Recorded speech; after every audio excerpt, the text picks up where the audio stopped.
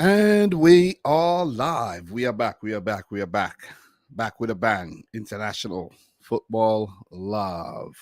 And guys, in today's live stream, I'm going to be covering, I'm going to be reacting to Euro qualifiers for the next Euros 2024. Yeah, did I say 20? I don't know why I'm thinking 2023, but year 2024 2024 sounds weird. 2024 qualifiers. I'm going to be reacting to what's happened in all the groups so far because I wasn't actually covering the Euros early in the year when I was on a break, so I'm going to look through at all the results that I'm not really aware of because a lot of strange results happen and I want to catch up. You know what I'm saying?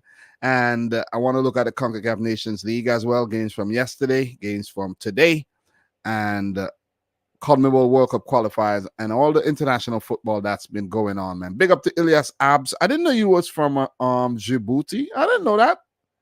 Big up to Marcel in the house, man. Big up everybody.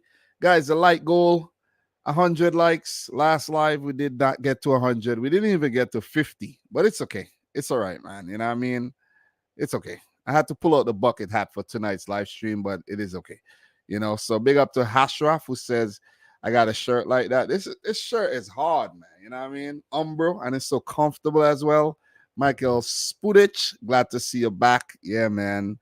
I'm from Somalia, but I live in Djibouti. Awesome, awesome, awesome. So let's not delay. Let's get straight into the CONCACAF Nations League reactions, and let's keep things going because I don't have a lot of time. I want to be out of here before 10, so maybe like an hour 15-minute stream because I'm hungry and I gotta wake up to go to work tomorrow. Though, thoughts on Luxembourg? I was actually watching the game, Luxembourg Iceland. I was watching the game, man. So impressive, and they've been on the up. We'll get to that. So let's take a look at the CONCACAF Nations League. Remember, guys, it's a different format. You know, with League A having six teams in Group A and 6 teams in Group B, and then there's a quarterfinals, and then the teams link up to play. I think the USA, Mexico, Canada, and Costa Rica. So they change the format, and there's League B, pretty much the same as before. League C, pretty much the same as before, and so on and so forth, you know. So let's just take a look at the games from yesterday and today because I did talk about the ones from the previous day. So let's take a look at this, man. Thursday, okay, Panama. I didn't look at the games are actually going on, some of them. So let's take a look at some of these results here. St. Kitts and Nevis and Guadeloupe was actually tied 1-1 while I was live. So Guadeloupe ended up winning that game. In this game, we had goals from Luta Archimede, 24th minute. Tiquani Williams, first half extra time, equalizer. And then Raheem Summersall got sent off in the 72nd minute. And then Tyrick Okante gave Guadeloupe the win. So give it up to Guadeloupe. Guys, we'll check the tables when I'm done. U.S. Virgin Islands 2, Cayman Islands 2. They ended in a draw. Not going to go to the goal scorers. I did cover that already. Panama 3, Martinique 0. Let's take a look at this. Jose Fajardo, 9th minute. Ishmael Diaz, 47th minute. And Cecilia Waterman. What a name. I like his name, though.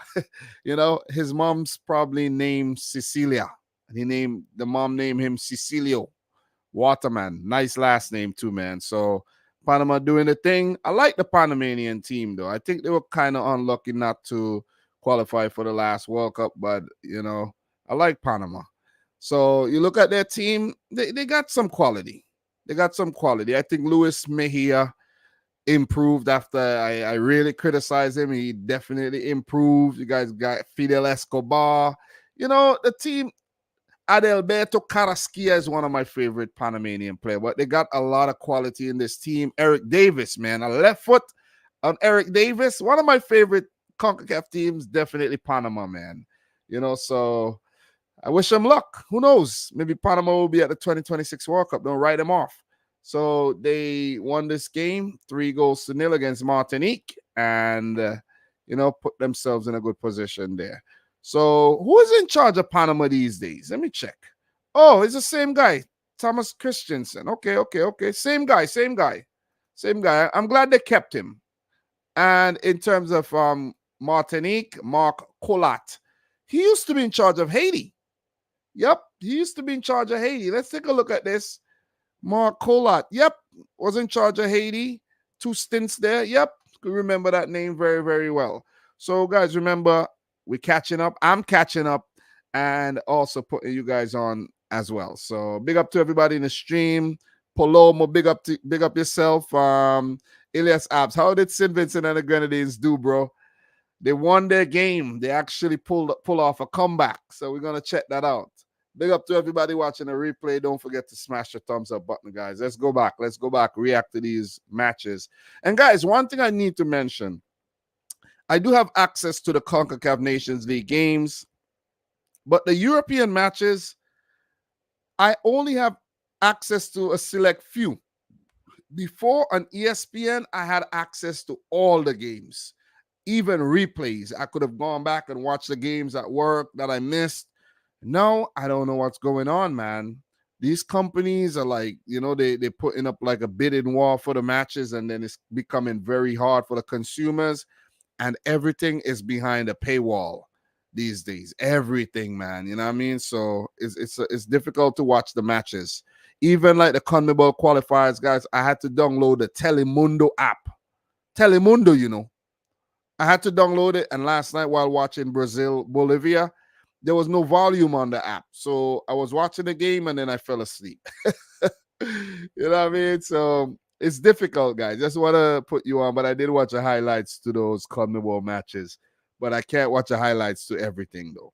I think I'm going to catch some of these highlights another time, just to catch up and know what's going on. But if you guys saw these games and there was some really good goals and there's something that I missed and I need to talk about, please feel free to let me know in the chat. Yeah, Football TV and Fanatiz, those are actually behind the paywall. I can't do it.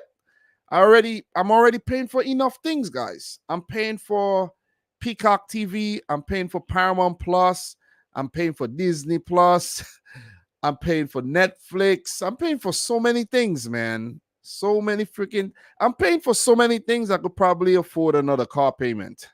Not really, though. Not really. Maybe a payment for like a bicycle, but not a car. But yeah, let's move on though. Guatemala 2, El Salvador. What? Guatemala beat El Salvador. Guatemala is on the rise again, though. After the ban, they've really been playing well. What is going on with El Salvador here? Is this an experimental team that they put out here? Let's check a look. Okay. Hugo Perez is still in charge. Okay.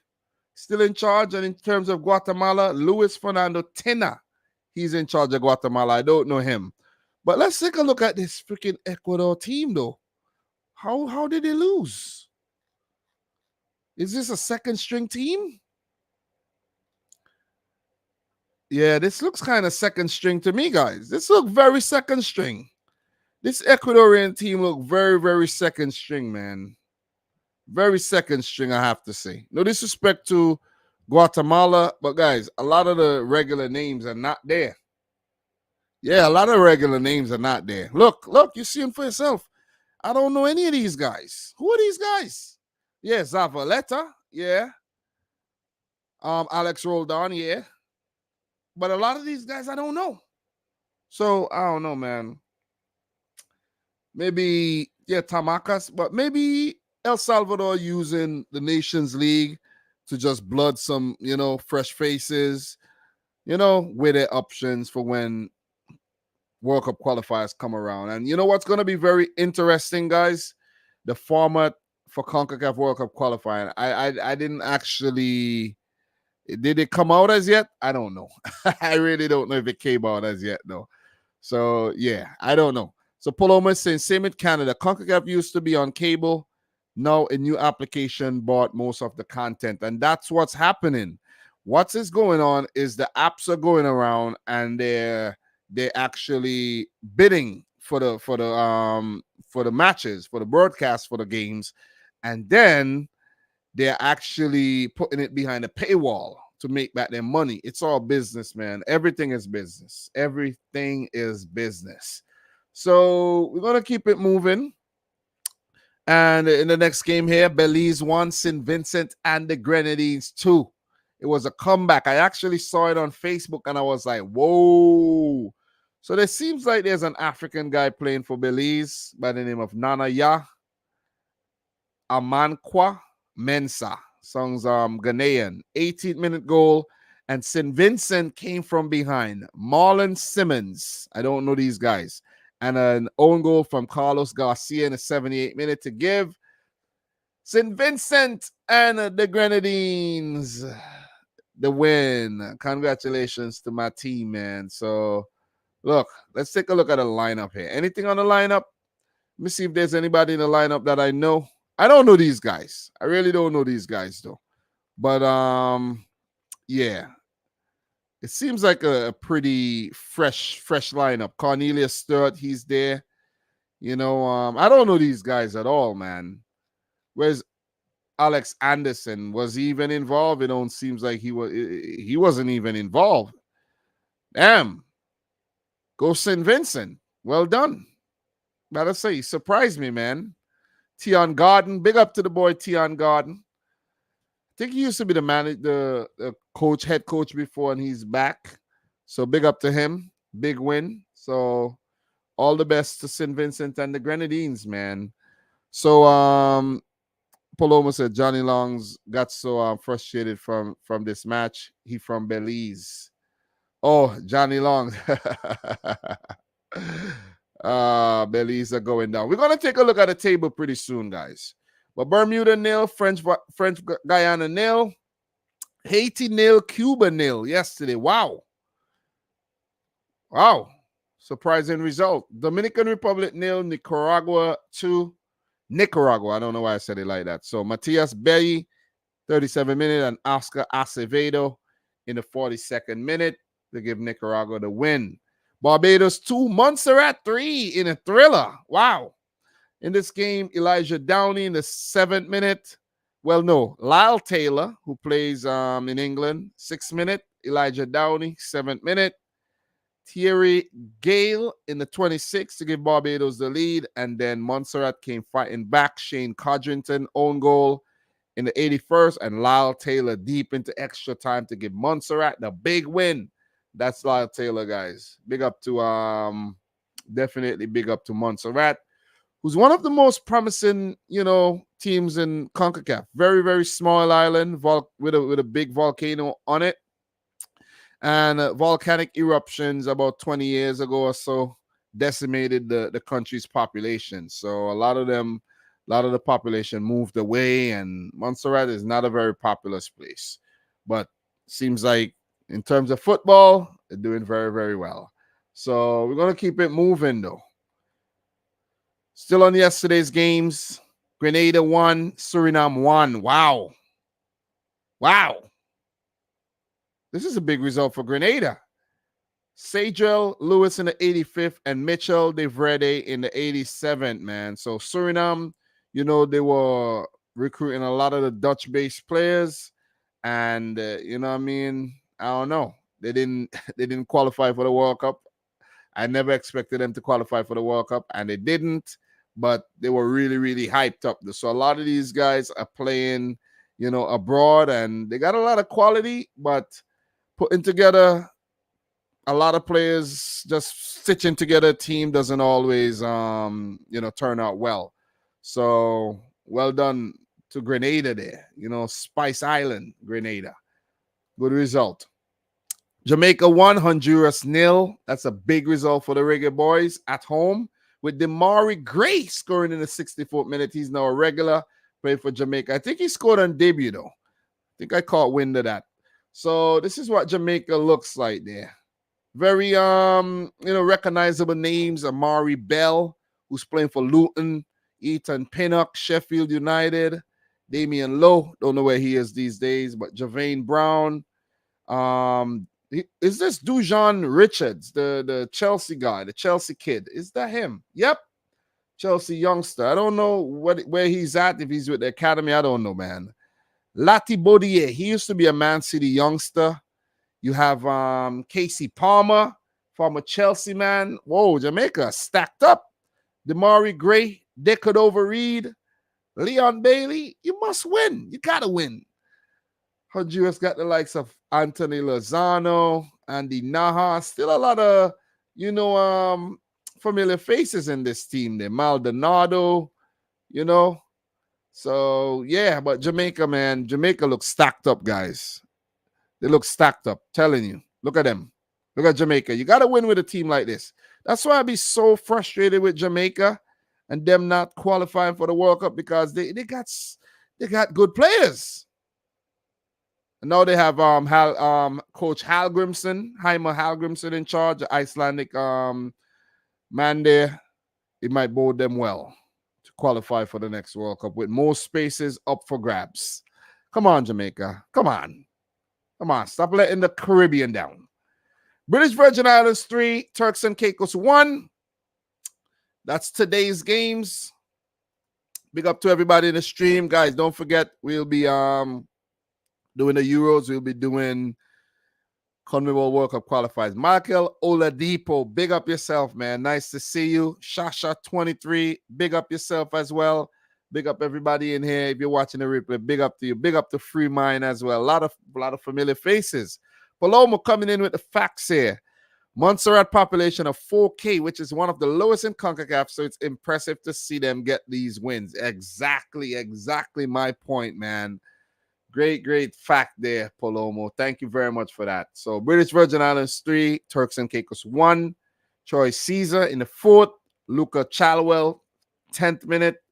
Billy Forbes with a goal, penalty goal in first half extra time, and Luca Chalwell again in the 51st. Let me see. Nothing in terms of lineups there, So we're going to keep it moving. Antigua 1, Guyana 5. Big win for Guyana there. Wow, somebody scored a hat trick. So in this game, Omari Glasgow, 14th minute, 29th minute.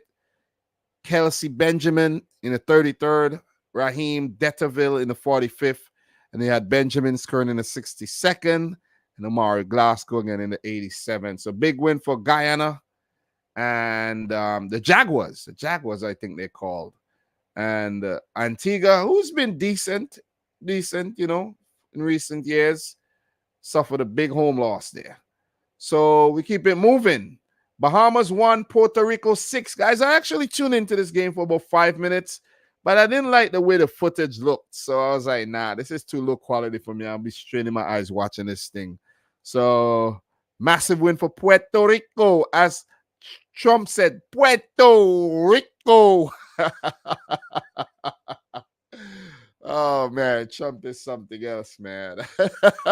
The people of Puerto Rico. He's an idiot.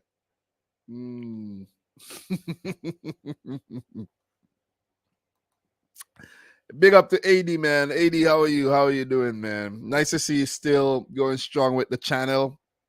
Definitely, man. Definitely. Big up to AD. Long-time subscriber and follower of the channel, man. And collaborator as well. Big up to you, AD. Big up yourself, man. Much love. So in this game, Bahamas actually scored first. Peter Julmis in the 2nd minute. Then Gerald Diaz in the 6th. Ricardo Rivera in the 14th. Joel Adorno in the 35th. Rodolfo Zulia in the 42nd. Joel Adorno again in the 86th, and Gerald Diaz in the 89th to give Bahamas a thrashing. Big win there for Puerto Rico. So those are the games played today, and that's it for the CONCACAF Nations League. Until tomorrow, where we have Guadeloupe versus St. Martin, Martinique versus Curacao, St. Lucia versus St. Kitts and Nevis, Guatemala versus Panama, El Salvador versus Trinidad and Tobago. That should be a good one. Guatemala versus Panama should be good too. Cayman Islands versus Aruba. Those are on Monday. We'll get to that another time. Maybe I'll go live tomorrow. Maybe not. I don't know. I'm not 100% sure. Can't guarantee. Cannot guarantee going live. So, guys, just to run down the groups right now. Only one match played. Panama there, Guatemala, Trinidad with wins, Curacao, El Salvador, Martinique with losses in Group A there. Group B, Jamaica with a win, Grenada with a draw, Suriname, Cuba, Haiti with draws, Honduras without a point. Come on, Honduras, you need to do better than that. In League B, Group A, there's St. Lucia, Guadeloupe, St. Kitts, and St. Martin. St. Lucia and Guadeloupe with W's. League B, Group B, Nicaragua and Montserrat with 3 points, Barbados and Dominican Republic without any. And League B, Group C, my country, St. Vincent and the Grenadines, top in the league. Guys, I'm not making this up. You know what I mean? Look at the flag in the back there. Come on. Come on. Look at the flag in the back. I'm always representing. Like literally always representing, man. You know what I mean? Not because I'm from a small island, I'm trying to hide, and I'm always representing, man. You know what I'm saying? So give it up to St. Vincent. And I am hoping that we stay on top the freaking group, man. Stay on top the group. Don't flunk out late. Do not. I think we played French Guyana one time. I think we always play French Guyana. But League B, Group D, Puerto Rico. And Guyana up top, Antigua, Barbados, Antigua and Barbuda, third, and Bahamas, fourth. League C. Okay, we're now into League C now. Group A, the Minnows, the rank Minnows. St. Martin, 3 points over Anguilla, and Bonaire yet to play. Cayman Islands, 1 point. U.S. Virgin Islands, 1 point. Aruba yet to play. British Virgin Islands, 3 points. Dominica without a point. They yet to play. And Turks and Caicos without a point. They lost their only match. And that's what the CONCACAF Nations League looked like. The USA, Mexico, Costa Rica, and Canada all weigh in basically in the quarterfinal, I think, to play those teams. I think that's the way it works. I think that's the way it works. Yeah, something like that. Something like that. I think I did check it, but I'm not 100% sure. I got to do some more research on that. I think first and second might qualify for the quarterfinals. I'm not 100% sure. AD, let me know, man. Let me know. I'm not 100% sure yet. But Polomo Dam, I don't know about St. Vincent when they go up against Bermuda. What do you think is gonna happen? Let me recap this group again. St. Vincent and the Grenadines group here. Bermuda is a tough team, you know. It's a tough team. French Guyana, they're a tough team too. But listen, man, good luck to St. Vincent. I think we could pull it off. The win is huge, and the fact that these other teams draw is a good boost there too. So yeah. Fun fact about French Guyana: it's where current AC Milan keeper was born. Yep, Maignan. Yeah. So I think St. Vincent going to lose 3-0. No disrespect. Come on, bro. Come on. You are disrespecting. You say no disrespect, but you're disrespecting. You see what I'm saying? See what I don't understand with people? I'm just kidding, bro. But anyways, man, let us move on. Let's take a look at the CONMEBOL results. CONMEBOL qualifiers results. Let's take a look at those games and talk those games briefly. We're going to keep things moving. So just to recap the first set of results. Paraguay 0, Peru 0. In this game, Luis Advincula got sent off. And for some reason, man, listen, Peru held on for a draw. I looked at the highlights. Oh, man, Paraguay got so close. Gayesi with some good saves. Paraguay hitting the post back to back. You know what I mean? I don't know how Peru managed to keep him out, but they kept him out, and they were lucky to gain a point from this game. That is what I grasped from this, and they are lucky. You know what I'm saying? Very, very lucky. So, guys, just to touch on the managers of these teams, you know, Guillermo Schelotto is in charge of Paraguay. I don't know this guy at all. And Juan Reyneso is in charge of, I don't know these guys. I'm going to keep it 100%. I got to get familiar with these managers in charge of Peru. You know, so a lot of new faces on both teams, a lot of familiar faces as well. In terms of Paraguay, you have likes of a lot of you know, familiar faces like Miguel Almiron. You know, you have let me see, Balbuena. You know, there's a few familiar. I don't know this team very, very well. I know Kubas, defensive midfielder, and the bench, of course, Alejandro Romero. Seems as if his brother wasn't called up. He's a twin. You know, I don't know the Paraguayan team very well. It looks like they have a lot of new players in this team. And that always happens when you have new managers. You have new players being selected. But look, this guy is good. Ramon Sosa. This guy had a decent game from what I could recall. You know, so yeah. But Peru, I was surprised that Paulo Guerrero is still playing. I was surprised. Paulo Guerrero is still playing for freaking Peru. Remember, he almost got banned for the 2018 World Cup, and then the ban was lifted, and then Peru didn't make it to the 2022 World Cup, and then he's still around? This is crazy.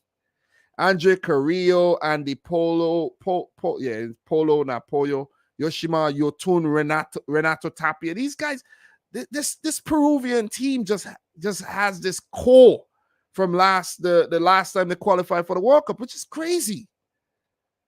This is nuts. A lot of new faces as well, but a lot of old faces like Raul Rui Diaz and, you know, and a few other guys. But nice to see them still competitive, though. It's going to be tough. It's definitely going to be tough. Colombia 1, Venezuela 0. Rafael Santos Borre. He had already scored while I was live. And Colombia, they look good. Not going to lie. James Rodriguez was on the bench. I even forgot he was still playing. Seriously. You know, but definitely Colombia with Juan Cuadrado. Luis Diaz was freaking on fire. He was on fire during the game. Give it up to Luis Diaz, though. You know, but this team is stacked up. This team is stacked up, man. And you got to give it to Colombia. Very unfortunate not to make the World Cup last time around. As for Venezuela, guys, I know, remember one thing I saw. Yangel Herrera, man. He gave one of these Panamanian players a shove in the back. I can't remember who it was, but he literally shoved the player to the ground in the penalty box, and the referee didn't give a penalty. A lot of dodgy decisions are always made in CONMEBOL. Weird decisions, man. Sometimes some very soft penalties, like the penalty against Brazil, the Bolivian penalty. The handball, that was soft, man. God damn. And then some blatant penalties are not given. Listen, South American refereeing is so weird and so controversial. It is just entertainment. I'm telling you, like, whoa, how is that? How is that a penalty? Or you like, how is that not a penalty? And you're like, whoa, how is that not a red card? And other times you're like, how is that a red card? So I don't know, man. They just play some rough football in South America. It's entertaining. It's high octane football from start to finish, man. I don't know how their lungs deal with it. Seriously. But big win for Colombia. And in terms of the managers here, you have I don't know this guy, man. Nestor Lorenzo. And pardon me, guys. Pardon me if I don't know, but I don't know. I can't know. Can't know everything. A lot of new faces. Fernando Batista. I don't know these guys. You see, all the old managers that were in charge of these teams, they're no longer in charge. And I don't know anymore. Where they digging up these guys? Where they hiring these guys from? Indeed? You know what I'm saying? CareerBuilder.com? Where they hiring these guys from? Because I don't know any of these guys. Yeah, guys, a lot of these managers, man, they've been managing like locally, you know, in the Argentinian league, you know what I mean? So yeah, but I'm not too familiar with them. But these teams are stacked. Look at this South American, not the South American, Colombian substitute. These are all players that could start a game. Youngsters that are coming through, and veterans, and some players not getting any opportunities, like, you know what I mean, Johan Mojica, Santiago Arias, Juan Quintero, Davinson Sanchez. I don't understand how Colombia didn't qualify last time around. This team is stacked. And guys, oh man, Messi magic again. 78 minute. a freaking free kick just dispatched so beautifully, majestically by Lionel Messi. He could do it in his sleep, man. Awesome. Awesome. I feel it for Ecuador, you know what I mean? I feel it for them because they weren't so like threatening, 5 shots, 3 on target, but they almost held on. They almost held on for a draw. But Messi is always the difference. Messianic. He's the difference because I don't know how he does it so simply. You know what I mean? So simple. You give away the free kick at the edge of the box at your own peril, and he steps up and he just put it away, man. You just gotta love Messi. And guys, who do you think should win the Ballon d'Or? Do you think it should be Messi or Erling Haaland? It's hard to ignore Messi. That's the thing. It's so hard to ignore Messi. Big up to Albert Cardenas, who says CONMEBOL refs quality can be a flip of the coin. Exactly. Yep. Don't forget to smash up the thumbs up button, guys. Do appreciate it. The keeper really should have saved that free kick. Man, it's hard to save some free kicks, man. It's hard. James Ward-Prowse and Messi and these guys, they're just brilliant, man. Just brilliant. Give it to Haaland, man. Yeah, I think, Messi's won enough. He won the World Cup, but you can't ignore what Erling Haaland did, man. He broke a freaking record that was there for a very long time, 36 goals. He scored over 50 goals, Champions League, highest goal scorer. All these individual accolades that he won the treble with City. Guys, we didn't win a Champions League until we signed Erling Haaland. Think about it. Think about it. While Messi was at PSG and they didn't do anything. Imagine PSG had Messi, Neymar, and Mbappe and they win the Champions League. You know what I'm saying? What was it for 2 seasons? It's wild. It is wild. And you know what's wild too, guys? Sometimes you go on Instagram and you see old highlights of when Messi, Suarez, and Neymar was in full flight. Oh my God. Oh man, you need to go back and check some. Oh man, it was awesome. Big up to the vibe in the house. I haven't seen you in a long time. Where you been? I was on a break. You know what I mean? And Ecuador has 3 points. Yeah, I know we covered that the last time. -3 for Ecuador. Poor Ecuador. Yeah, came in and ripped the league apart, over 50 goals, and the levels never dropped. Exactly. So I think Erling Haaland should get it. You know what I mean? Just pass the mantle on. Messi, he's now a businessman, basically, scoring goals for fun in the MLS. I saw a goal in the MLS, Inter Miami versus one of those teams, and it was just comedy gold, man. The goalie wasn't even aware of his position, and he dived for the ball, and the goal scorer just passed it into the goal, and the goalie was diving, and he was way far away from the goal. That was crazy, though. That was crazy. So, guys, this Argentinian team, man, look. Lionel Scaloni still in charge, of course. And, guys, Ecuador, Felix Bas Sanchez. I don't even need to go down. We looked at that the last time. But Argentina, stacked up, man. Ooh, look at this team. This team is stacked up, man. This team is stacked up. I don't need to go through the names. You know these guys. Ecuador. I did go through this the team already the last time I was alive, so I don't need to do that again. But Angel Di Maria is still playing. I like that. Julian Alvarez. Oh man, oh my God. Listen, what a signing by Manchester City, man. I'm still drooling. He was ripping it up in the Argentinian league and in the Copa Libertadores, and nobody went in and signed him. You see what I mean? So you got to give it to Man City for some of these the recruitments. Signing Julian Alvarez straight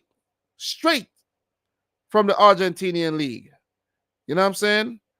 Where did we sign him from? River Plate, right? I think it was River Plate. Can't remember. And he came straight into the Premier League and dominated. Straight into European football and dominated. I've never seen a player as close to Sergio Aguero as Julian Alvarez. It's like his region, literally his region. But you got to give it up to Argentina, man. Look at the quality. Look at the quality on this freaking bench, man. Look at the quality on this bench. Wow. Anyways, we keep it moving. We got more to talk about. Uruguay 3, Chile 1. I feel bad for Chile. But Uruguay, they look good. But Darwin Nunez, man. Darwin Nunez. Let me see how I should put this. Let me see how to put this. Darwin Nunez is basically he's very volatile. He's volatile. You know what I mean? He's volatile. He's explosive. And that means there could be precision and there could be, he could be all over the place. If you understand where I'm getting at, you want him there. He's chaos.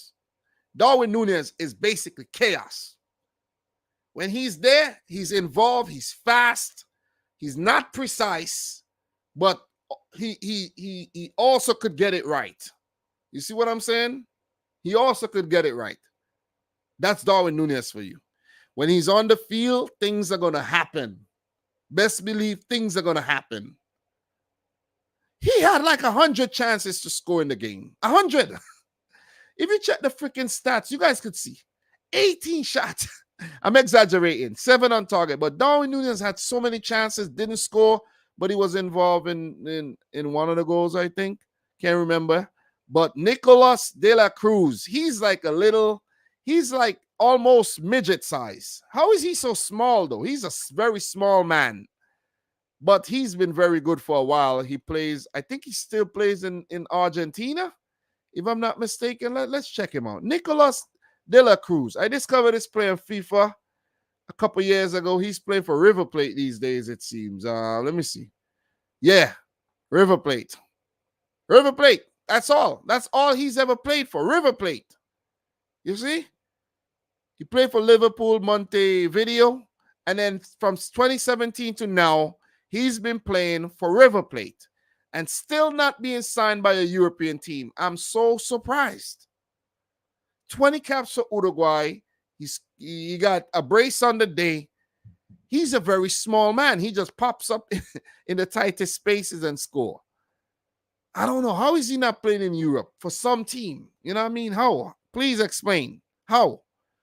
Nico de la Cruz, man. 2 good goals. 2 very, very instinctive goals as well. He just popped up, continued his run, bang. And that Federico Valverde goal, oh, man, that was brilliant, man. That was brilliant. Arturo Vidal came on, scored a scrappy goal. Where's Alexis Sanchez? Is he injured? But I feel bad for Chile. But don't take your eyes off Chile, guys. Remember, they had like a late resurgence in last World Cup qualifiers, so who knows what could happen, though. But their team is stale. Very, very stale. There's this guy right here, Marcelino Nunez. He's a breath of fresh air. He didn't look too bad. He plays for Norwich these days. I think they just signed him. He's some fresh blood. Ben Brereton, as we know, he's come through lately. But you have these guys, man. Eric Pulgar is not that old, but Aranguiz, Charles Aranguiz, he's been around forever. Gary Medel. Imagine Gary Medel. You see what I'm saying? Maripan. These guys have been around for some time. Vidal. A lot of new faces, though. A lot of new faces. Not going to lie. They're trying. And Eduardo Berizzo is in charge. He was recently in charge of Paraguay, I think. He's in charge these days. And guys, I did not notice. I didn't notice. I've been away for a little over 6 months, and I didn't know that Marcelo Bielsa was in charge of Uruguay. I didn't notice. I really didn't. Look, Uruguay, they simply just love their old managers. Because the previous manager, he did really well. What was his name, man? The Argentinian guy. I can't even remember his name. What was his name? He was with them at the World Cup, and he got sacked. Let's go back. World Cup. Bam. Uruguay. Yeah, I want to check it out myself. I don't want you guys to tell me. Diego Alonso. He got sacked. And I think he did very, very well when he came in and he helped Uruguay. Came back from a very, very low period there under their former manager, Oscar Tabarez. And he got sacked. So, yeah. Uruguay, they weren't happy that they got knocked out. But big result to start proceedings off in World Cup qualifiers, man. I like the look of this team. And guys, last but not least, for CONMEBOL World Cup qualifiers, match day 1, Brazil 5, Bolivia 1. I was watching this game on Telemundo. No sound. And even if I had sound, it would have been in Spanish, but I would have preferred the Spanish than the freaking no sound, like I'm watching a silent movie here. Rodrigo in the 24th minute, that was from a rebound from what I could recall. Rafinha, who I think was the best player on the day.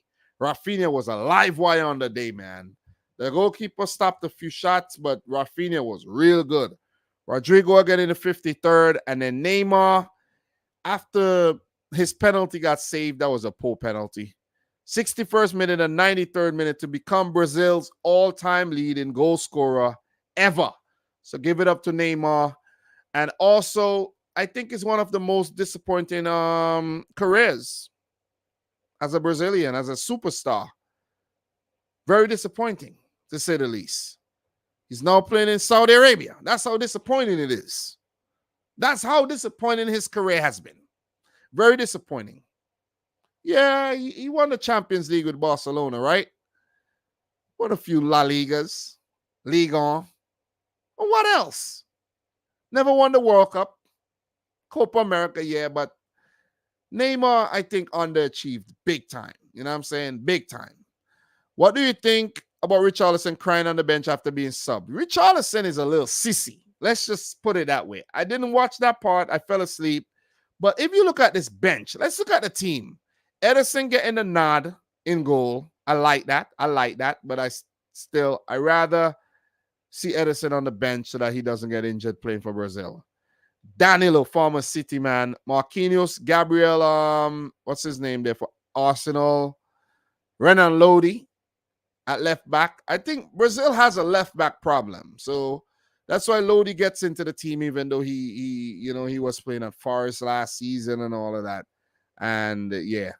Bruno Guimaraes and Casemiro in the midfield. Rafinha, Neymar, Rodrigo, Richarlison. This team is stacked. And Rodrigo is in there because Vinicius Jr. is injured. See? Richarlison, he does well for Brazil, but Brazil, they could do better. They need another number 9, maybe. Richarlison is a little baby. But off the bench, Roger Ibanez. I don't know him. Very well. I think he's at Roma now. Chow, however you say that name. I always have problems with that name. Silva, I think he's at Monaco, if I'm not mistaken. Joe Linton, Newcastle. Gabriel Jesus, formerly of Man City, now of Arsenal. Mateus Cunha, now plays for Wolves. Alisson Becker, Lucas Perry. Vanderson, got some youngsters. Nino, Andre, who was linked with Liverpool. He's on the freaking Brazilian team. Rafael Viega. Yeah, he was linked to one of them teams as well, right? Or am I mixing up that Viega who went to Saudi Arabia? And Gabriel Martinelli. The team is stacked, and interim manager Fernando Diniz is in charge. Weren't there some news that who's gonna take charge of Brazil in the future? Isn't there some news? I saw something that a big time manager is gonna manage Brazil in the future. Who is it? I can't remember. I really can't remember. And in terms of Bolivia, Gustavo Costas. Yeah, Bolivia was, they got the penalty was never a penalty, and they did score one. They did pull one back. Very good goal by Victor Abrego in the 78th minute. Very, very good goal. And I would like to see them back in the World Cup, but it's going to be tough. Marcelo Martins Moreno, always, one of my favorite players there from Bolivia there. So, yeah. South America's, one of their weaker teams, them in Venezuela, Bolivia. But the most interesting thing about the 2026 World Cup qualifiers for CONMEBOL is that 6 teams qualify directly, and the 7th team go into the playoffs against 2 teams from CONCACAF, Asia, Oceania, and Africa. So could that team be Bolivia? That's 17. You see? And that's the thing about South America. 3 teams are gonna miss out on a chance to qualify. Bolivia, they don't want to be amongst those 3. Who's gonna be in that mix? Venezuela, Bolivia. We're gonna see Chile in there, and that's the thing. It's gonna be so competitive.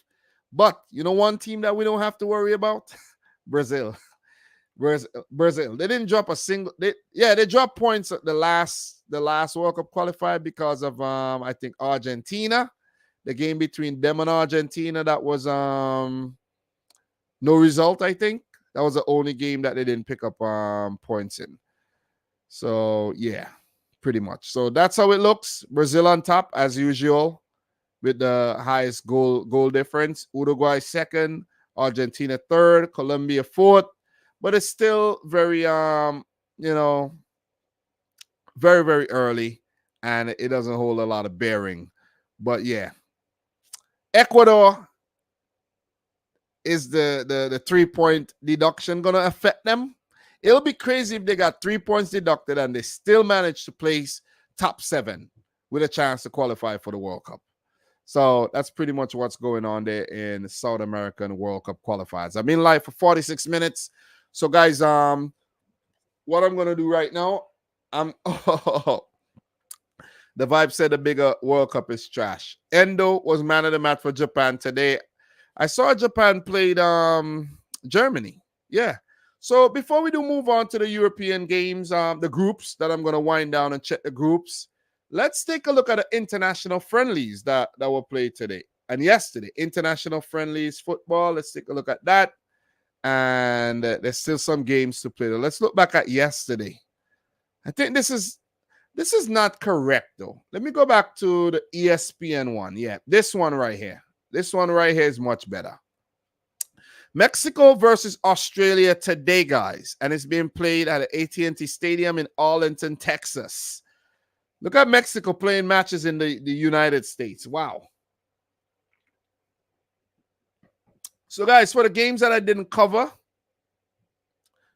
let me look back. Let me look back at the games. Let me see. September, Friday.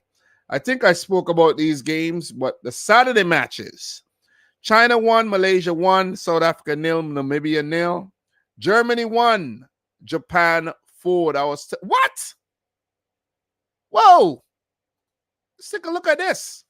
Germany, what? I was going to actually tune into this game, guys. But I was like, nah. I watched a little football today, but not a lot. Not a lot because I have problems with streaming the matches and the games that the crazy thing is, right? The crazy thing. The games that I want to, they were streaming this game and another game. And I didn't want to watch the other game. And I'm like, this is a friendly. I don't even want to watch the friendly. So in this game, we had Junya Ito, one of my favorite Japanese players, scoring in the 11th minute. Leroy Sané in the 19th, equalizer. But Ayase Ueda in the 22nd. And then Japan finish off Germany, Takuma Asano and Eo Tanaka in the 92nd. And the thing is, a lot of these players ply their trade in Germany too. So look at the lineups here. Oh, man, you're definitely going to get smashed up when you have Havertz playing up top. So Havertz, Gnabry, Wirtz, Sane, Gundogan, Chan, Schlotterbeck, Rudiger, Sula, Kimmich, and Ter Stegen. This is a strong-ass Germany team. This is a German team that could actually start a competitive match. And they got banged up like this? Wow. Wow, this is a cause for concern. Hansi Flick, what's going on, Flicky? What is going? He's still in charge, right? Can't keep track of these players and managers, man. Really, you can't. So off the bench, guys, Kevin Schade. Oh, he's playing for Germany now. Wow. Brentford, man. Thomas Muller, Pascal Gross got called up. Julian Brandt and Robin Gosens came off the bench. Unused subs, guys. Kimmich played right back.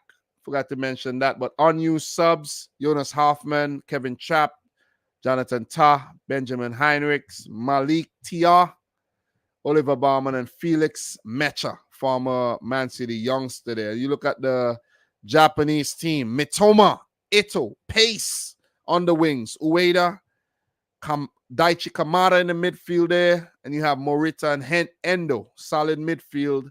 You have another Ito at left back, Sugawara. This team is stacked up. Tomiyasu and Ikatura at the back, and Asako in goal. And off the bench, this team, man, I like the Japanese team. I really always like the Japanese team. You got guys like Kubo, Duan, Asano coming off the bench, and guys like Fuharashi, Maeda not being used. Just to name a few, man. Just to name a few. Keito Nakamura. And you know what? I remember a lot of these names from when I had the gaming series, guys. When I played with FC Tokyo.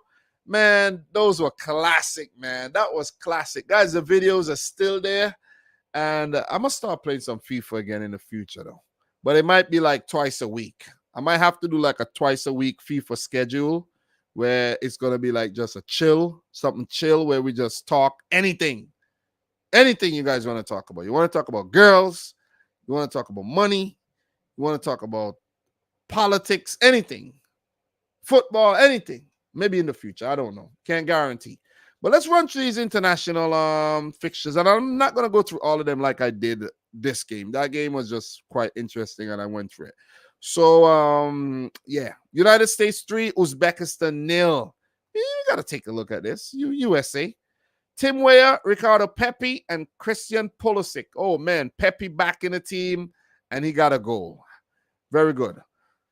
So, Folarin, Balogun up top for the USA these days. Weston McKennie, De La Torre, Yunus Musa, Robinson, Ream, Richards, Dest, Turner.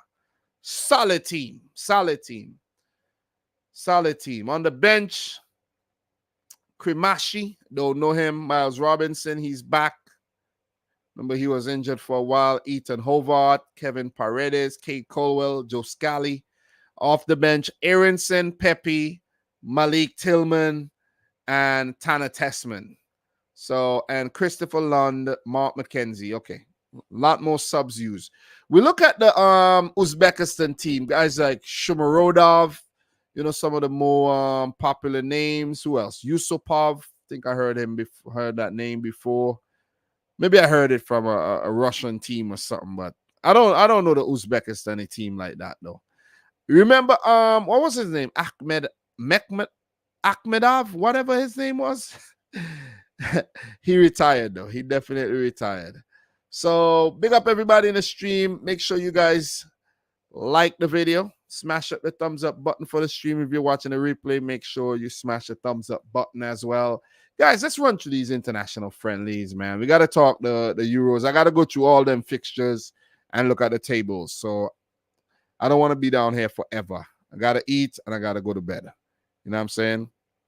So that was the last game played. You got matches coming up tomorrow. Lebanon, India, Thailand, Iraq, Hungary, Czech Republic. So, yeah. And I think ESPN got it covered. A lot of games being played on Tuesday, though. So that should be fun.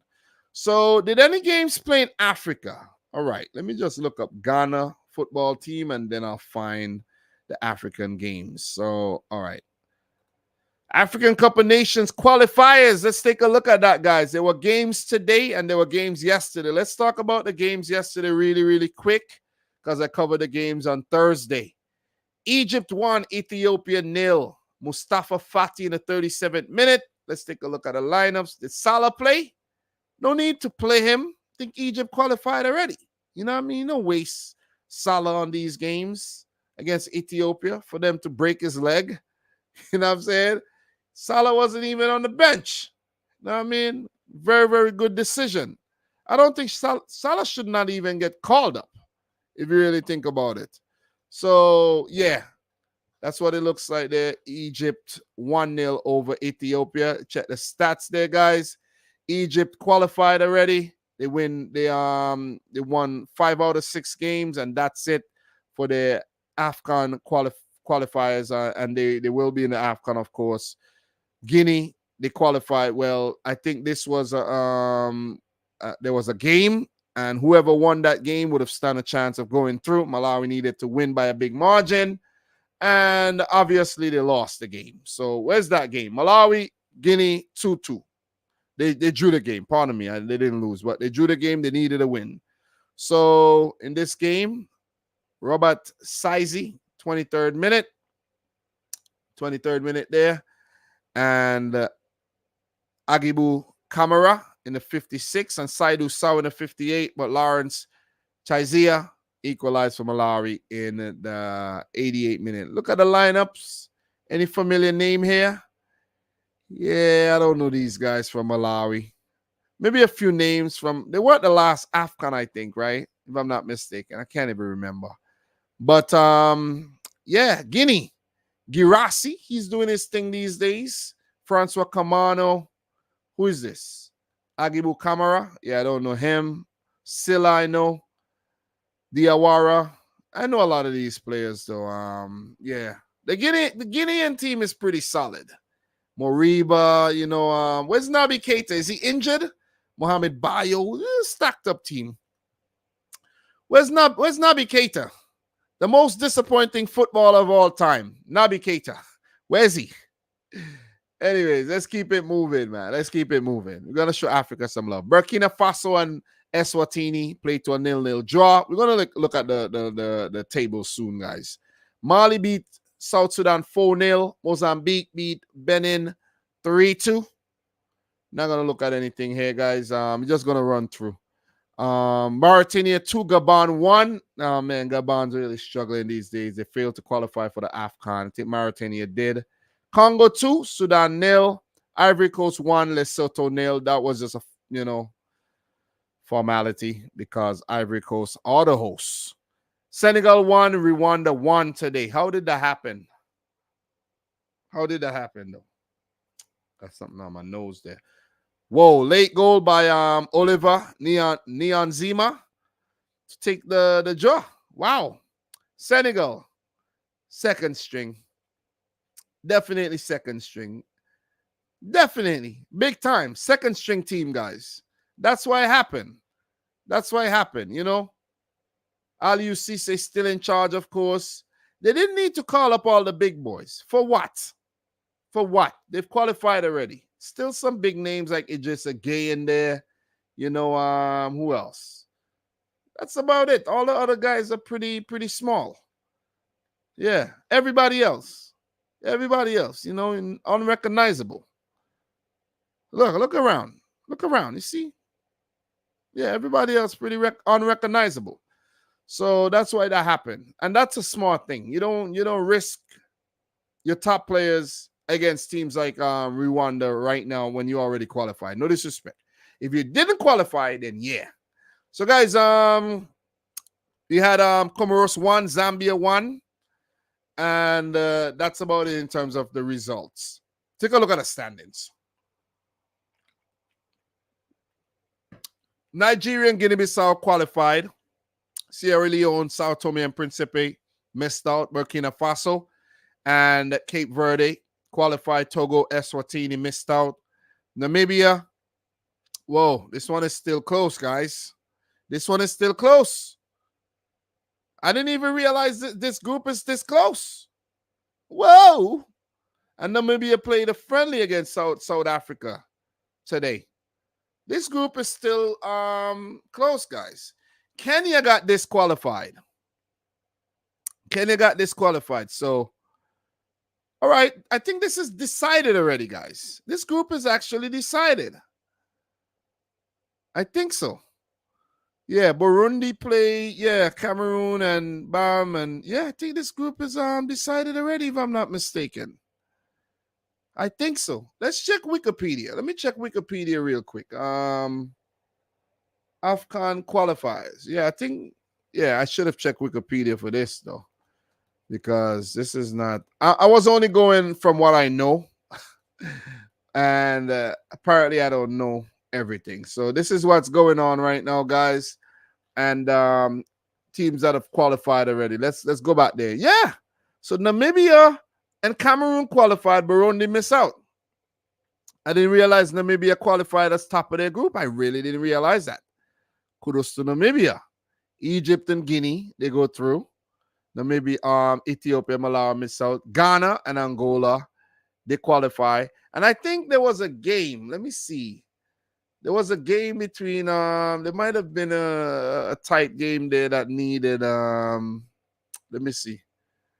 That needed some points there. Yeah, right here.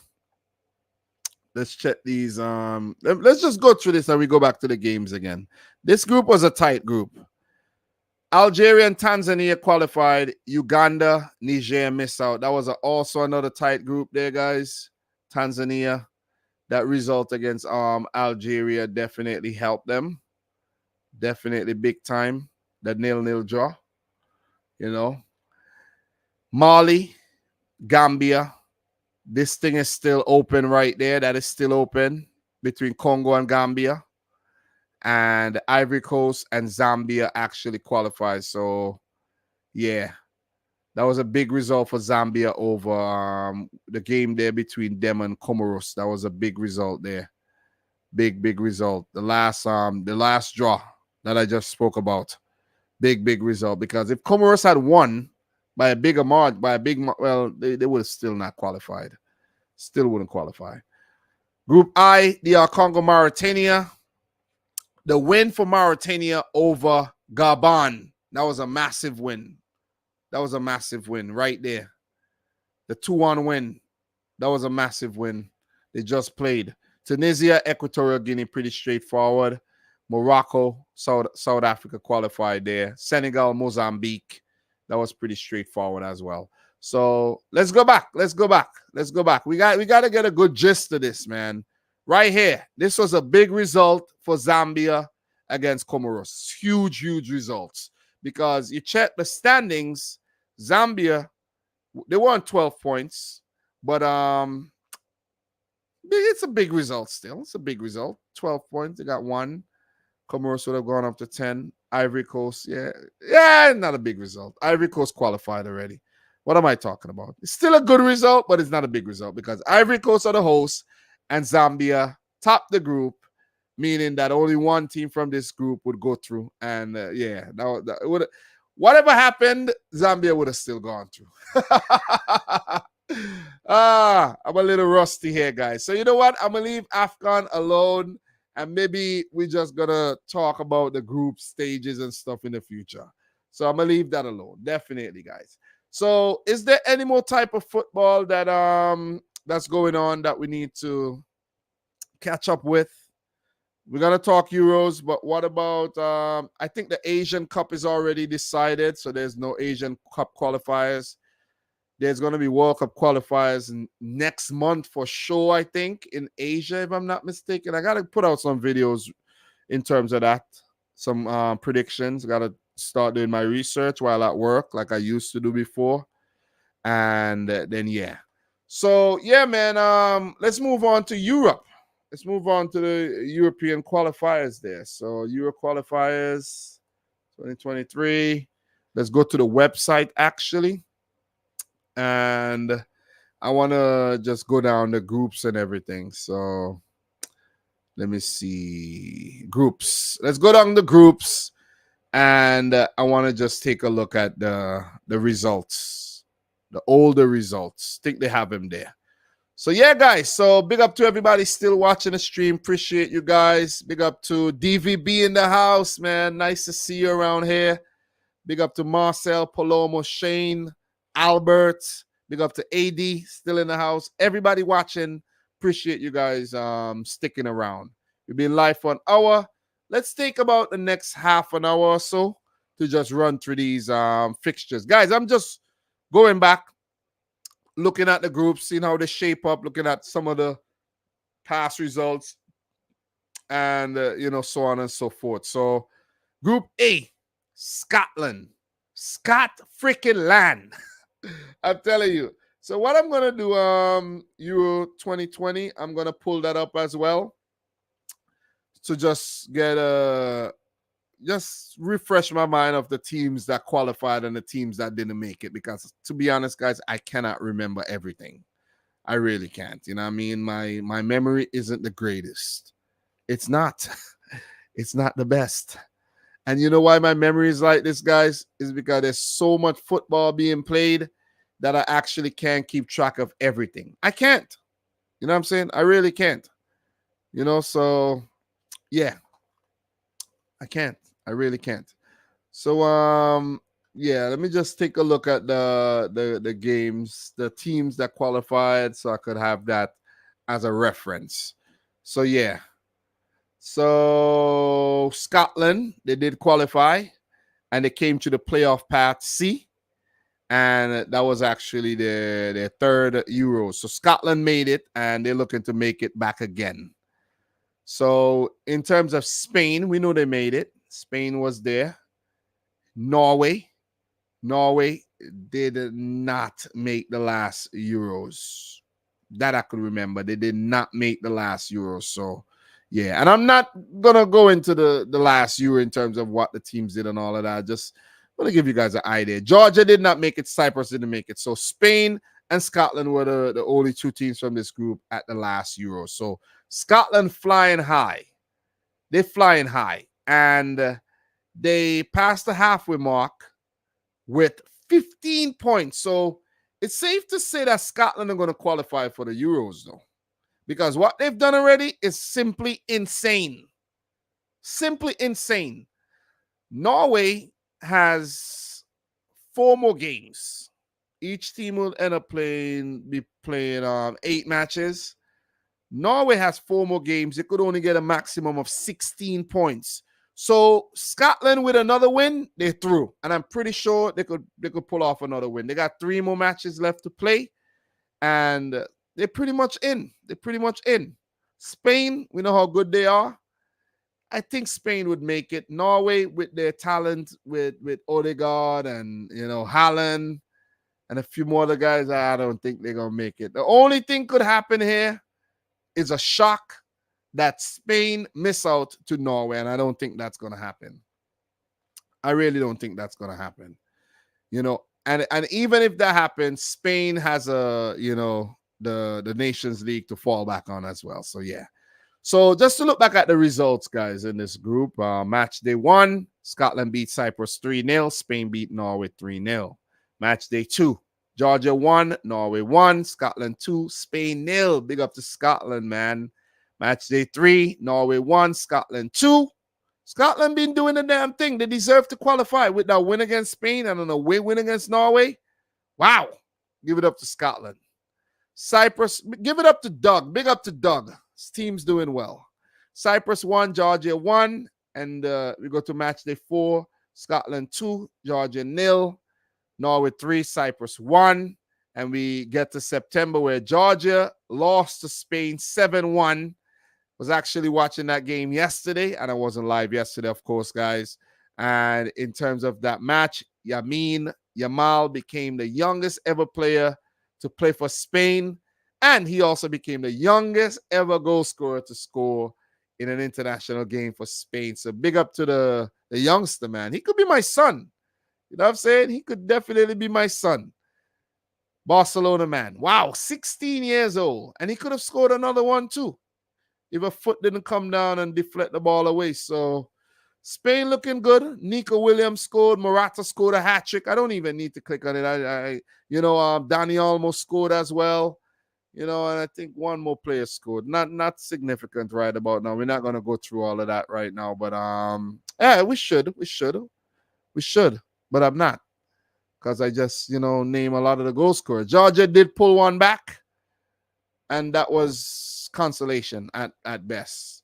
You had Kovica, Kvaratskhelia doing his thing, and De La Fuente and his boys picked up a massive win there. Big up to my boy Rodri as well, who featured in this game.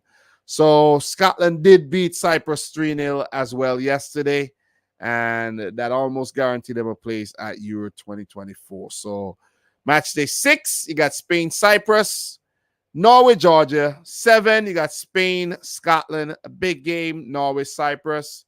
You got Georgia, Cyprus. Norway, Spain. Whoa, still got a lot of... Wait, it's 10... Whoa, it's 10 matches being played in this game? 10? It's 10 games? I thought it was 8. How is it 10? It's match day 10, but it's 8 games played for these teams, I think. Yeah, because match day 10, because some teams have 6, some groups have 6. That's pretty that's what I think it is. So big up to Grimace. Big up to Elijah Lawson. How are you doing, bro? How are you doing? Oh, Scotland officially qualified if Norway versus Georgia ends in a draw. All right. Lovely. Lovely. So let's move on, man. Let's move on. We're not going to spend forever on Group A. That's what Group A looks like. And we have Group B. France. They should qualify, of course. Netherlands a second with 6 points. Greece a third with 6 points. Republic of Ireland 3 points, fourth, and Gibraltar without a point. We know Gibraltar not going to make it. The Republic of Ireland could still make it. Greece and Netherlands. Guys, the favorites here are the Netherlands. Indeed. But who knows? Maybe Greece would want to say, what's up? Know what I mean? But the Netherlands should qualify, though. It would be a shame if they don't. But in terms of the results in this group, France 4, Netherlands 0, Gibraltar 0, Greece 3, Netherlands 3, Gibraltar 0, Republic of Ireland 0, France 1. Greece 2, Republic of Ireland 2, Gibraltar 0, France 3. Gibraltar's not losing by big score lines, though, so give it up to them. France 1, Greece 0, match day 4, Republic of Ireland 3, Gibraltar 0, but they need to score, though. They need to score. France 2, Republic of Ireland 0 on Friday. They talk about those games. Netherlands 3, Greece 0. Tomorrow, we got the Republic of Ireland versus the Netherlands. That's a massive game because if Ireland win that game, they'll go level on points with the Netherlands. Greece, Gibraltar. Greece got to be careful not to slip up and draw or lose this game, or else, you know, they won't do themselves any favors at all. And then next month, we have Netherlands, France, again, big game. Republic of Ireland, Greece. So that's what Group B is looking like, though. As I said, guys, I'm catching up because I don't know about some of these results. I didn't talk about a lot of these results because I was taking a break. But I'm back live, just trying to get into the swing of things again. And, you know, just trying to sharpen my live stream skills. Because, you know, I was live streaming for quite a while. And then when you take a break, it doesn't matter how good you used to be, you're still rusty. You know, so I had to take the time out of my day to do this as well, guys. And I don't have a lot of time. But I want to keep the streams under like an hour and a half. That's what I'm aiming for, though. Because I don't have 4 hours like I used to, though. So Group C was actually watching the end of the England-Ukraine game today. England, very disappointing, man. Very disappointing, to say the least. But they will qualify for the Euros. And I mean, that should be a formality for them. We have 3 matches left. So 3 matches, right? Let me double check and make sure. So yeah. I think so, you know. England, Macedonia, England, Malta, England, Italy. Yeah. 3 games left. Yeah, pretty sure. So yeah. Ukraine a second with 7 points. And I must say, though, I'm really disappointed in Italy. Really disappointed. These guys drew to North Macedonia today. No disrespect to North Macedonia, but come on, man. Italy, man. I know you're rebuilding and you're transitioning, new manager and all in Spalletti, but come on. This is Italy. They're hitting new lows. You see what I'm saying? New lows. Wait, didn't North Macedonia beat Italy in the World Cup playoffs too? Didn't they beat them? I think so, you know. Didn't they? If I'm not mistaken, guys. Didn't they beat them? Italy still can't beat North Macedonia. Yeah.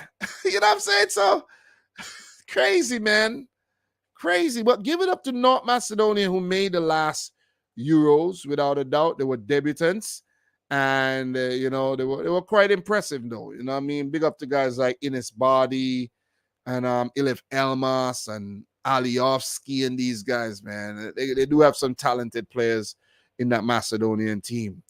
And, you know, the legend Goran Pandev, you know, was there at the last Euro. So give it up to Goran Pandev, who definitely lives eternal in most of our football minds.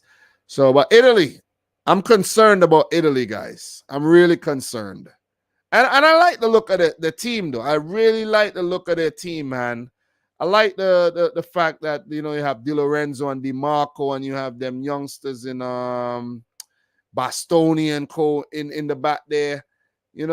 I like the look of the team, but I don't know, man. Italy are so hit or miss, always. Lately, I should say, hit or miss. So yeah, let's just run through the results. Italy 1, England 2. Match day 1. Let me take a sip of my beer first before I do this.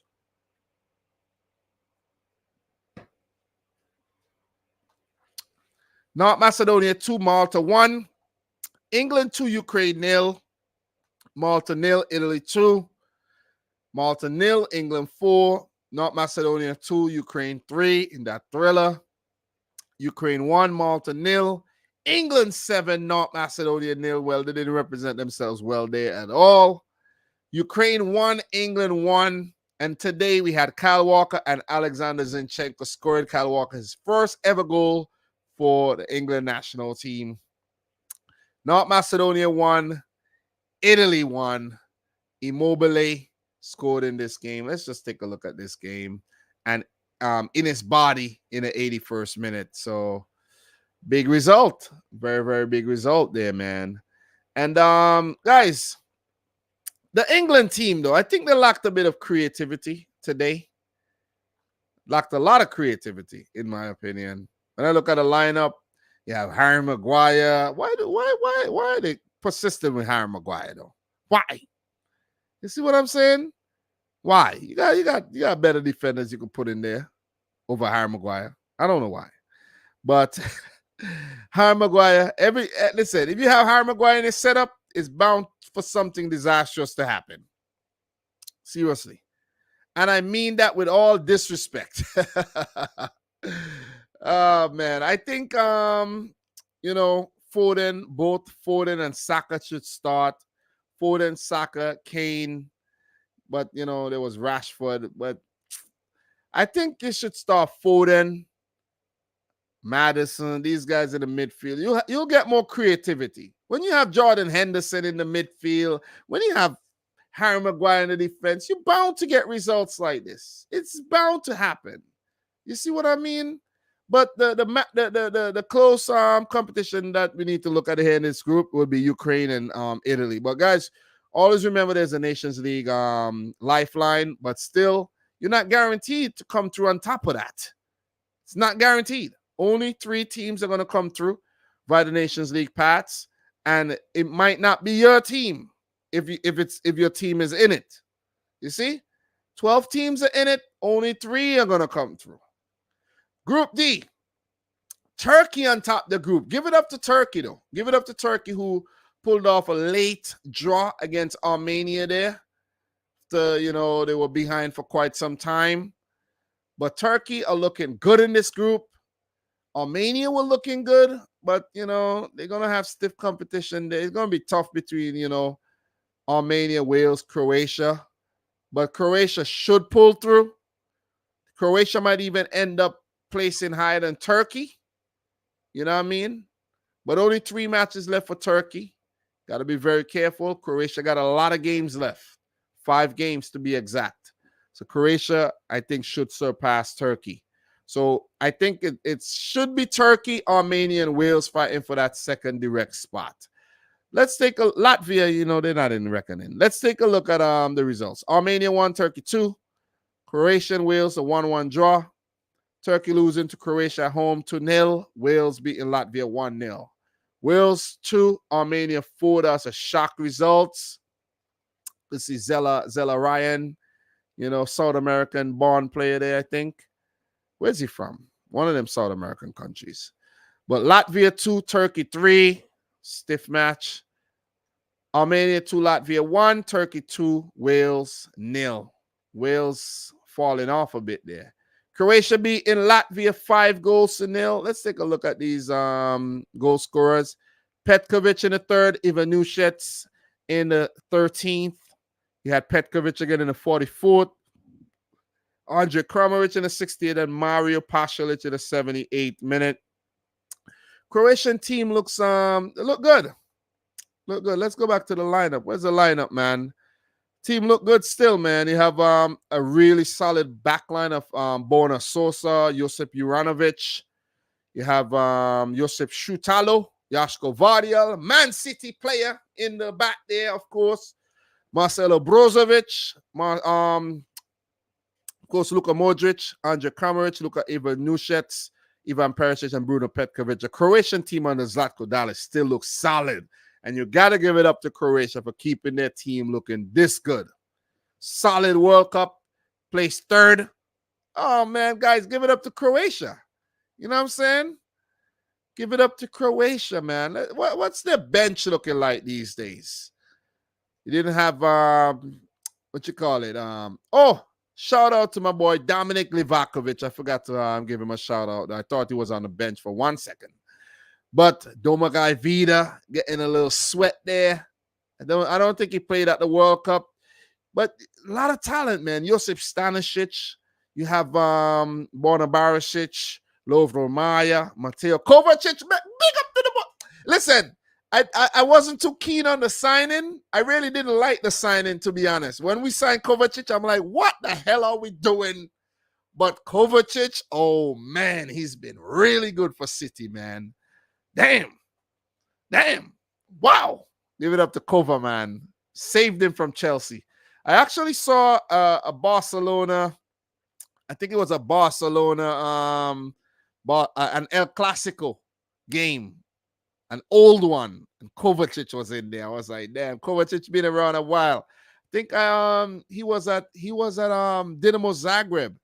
He was one of the record players. He was really young at Dinamo. Kovacic's been around for a while. He's been around for some time. He's a veteran and he's still young. So you got Peter Musa. Yep. Domagoj Vida and a few new names that I'm not really too familiar with. This guy Matija Frigan, don't know him very well. But yeah, give it up to Zlatko Dalic and Croatia. They're doing well. And I hope they do qualify for the Euros. They should. They should qualify for the Euros though. So before we do move on, guys, to the next group, let's take a look at the matches here. Let's take a look at the matches, right? This is what I want to do. Let's take a look at the matches that Turkey has left. Let's take a look at that, right? Because Turkey, they're at the top, but who do they have left? If they have Latvia, they're in luck. They have Croatia. They have Latvia. They should win that game. And then they play Wales. So they have Wales, they have Latvia, and they have to play Croatia. They're going to lose the game against Croatia. That game is in Croatia. They're not winning it. It's not happening. Croatia most likely going to win that game. Turkey should beat Latvia. And the fact that they are away to Wales and Wales might need something is going to be tricky. Let's say Turkey get 4 points from their remaining matches. Only 4. They go up to 14 points. Is that enough? Is that enough, guys? Wales got 4 matches left. That's a possible 12 points. For Wales, who do they have? Wales got Latvia. They got Croatia at home. They got Armenia on the road. And they got Turkey at home. It's going to be tricky, though. It's going to be tricky. But I think it's going to be Croatia and Turkey. I think Turkey going to pull it off. One of my fondest memories of the Turkish team, who did qualify for the last Euros as well, guys. And they disappointed big time. Remember, I think Turkey was so impressive in qualifiers, and they went to the Euros and flopped. I think they came like last or something in their group. They were really bad. They were runner-up in Group H, okay, but they were really bad, I'm telling you, at the Euros. So, yeah. I think that's why the manager got sacked, right? Who was in charge of them? Sinal Gunesh, if I'm not mistaken. But anyways, Turkey qualifiers for Euro 16. Oh, man, I could never forget that, man. I could never forget watching Euro 16 qualifiers when I used to live at my apartment and I used to record the games on DVR and watch them. Those used to be the days, man. But they scored a free kick. I can't remember the name of the player, but he scored a free kick to qualify Turkey for that Euros. So that was pretty cool. If anybody remember that player, let me know. Let me know. That was really. I would love to see Armenia qualify for their first tournament as well. Yeah, I would love that. Definitely love that. So yeah, guys. Yeah, that'll be fun. So just to give you guys a quick rundown of the teams that qualified for the last Euros: Belgium, Italy, Russia did qualify, but they were banned, right? Russia was banned, I think, from what I could recall, right? Russia is still banned. I forgot Russia, man. I totally forgot about Russia, guys. But yeah, poor Russia. You know what I mean? They were banned. Definitely.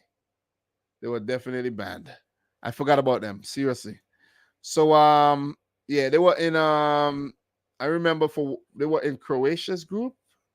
Yeah, Croatia and Russia. And I think for World Cup qualifiers as well. I can't even remember. My memory is not that good.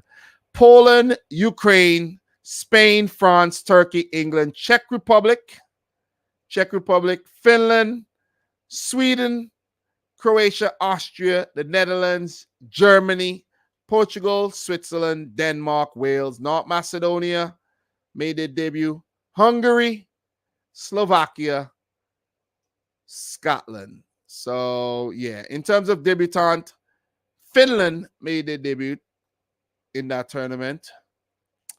I even forgot Finland played in the last tournament too. I forgot. Finland was in the I forgot they played. Seriously. I really forgot. Maybe we need to do a stream looking back at Euro 2020, man. I covered the tournament. It was one of my, best coverages. You know what I mean? I made those really epic thumbnails. Those thumbnails were nice. Those thumbnails were really nice, man. I took some time and it was perfection. It was a lovely tournament. But yeah, let's go back to the next group, guys. Big up to everybody watching again. Make sure you guys like the video. We appreciate you coming through for the discussion. So Czechia, Czech Republic on top, Albania second. This group is tight. Poland third, Moldova fourth, Faroe Islands last. Faroe Islands are not going to qualify. Let's just come to that conclusion right now, but they're halfway through, and it's very tight. Let's run through the group details. Czechia 3, Poland 1, Moldova and Faroe Islands a 1-1 draw. Poland 1, Albania 0. Moldova 0, Czechia 0. It's been some weird results. You know what I'm saying? This team beating this one. You know what I mean? Albania 2, Moldova 0. Faroe Islands 0, Czechia 3. Moldova 3, Poland 0, Poland 2. Imagine that. You see what I'm saying? What kind of result is that? Faroe Islands 1, Albania 3. And now in September, Poland beat Faroe Islands 2-0. Czechia and Albania played to a 1-1 draw. And we got games coming up tomorrow between Faroe Islands and Moldova. Who knows what's going to happen there? Albania, Poland. Who knows what's going to happen? Who knows what's going to happen in this group? But Albania, they could qualify. You know what I'm saying? Has Albania ever qualified for a major tournament? I don't know. I don't think so. I think they qualified for Euro 16, if I'm not mistaken. I can't even remember. Guys, did Albania qualify for Euro 16? I think they qualified for something before. I can't remember, though. I can't remember. Guys, I need to sharpen up, man. I'm stale. Very stale. Let me see what you guys are saying. Yeah, Albania. Let me see. Albania. I know no World Cups, of course. That I know. That I know for sure. I don't think they ever qualified for anything. I don't think so. Yeah, I don't think they ever qualified for anything, guys. You know what I mean? Maybe they got close, but they never qualified for anything. Yeah. I'm not seeing anything here, guys. Let me see. Yeah, I don't think so, guys. Oh, yeah. Competitive record. Let me see. Euros. Yeah. Yeah, yeah. They were in 16. Yeah, just like I said, they were at Euro 16. Yep. That I remember. They were at Euro 16. So they've only ever qualified for one ever Euros. And that's fine. That's fine. With me looking it up, that's fine. Because trust and believe, guys. A lot of these pundits, a lot of these commentators, they got analysts, they got computer screens, they're doing research. They don't know everything. It sounds like they know everything, but they don't. They really don't. So this group is going to be very, very tight. And yeah. Let's just say that it's going to be very, very, very tight. We're not even gonna elaborate. Let's just say this group is gonna be very, very, very, very tight. So Poland, they were the last Euros, of course, that we know. In terms of the Czech Republic, they were. Remember, Patrick Schick scored that won the goal in that tournament. So yeah, they're looking to put their place back. Moldova have not qualified for any. Faroe Islands, they have not qualified for any major tournaments as well. Group F, Belgium topping the group so far. Austria second with 10 points. Sweden, Estonia, Azerbaijan. Let's just say Azerbaijan and Estonia are not going to qualify. They won't qualify. You know what I mean? Not enough points so far, and it would take some kind of miracle for them to qualify. Sweden are still in the hunt. But with Austria and Belgium's record so far, they are the favorites to make the cut. But remember, there's always the Nations League. You know what I mean? And we're not going to get too deep into the Nations League right now. But just know there's a Nations League for some of these teams as a lifeline. So in terms of the matches played so far, Sweden 0, Belgium 3, Austria 4, Azerbaijan 1, Sweden 5, Azerbaijan 0. So yeah, it's a good win.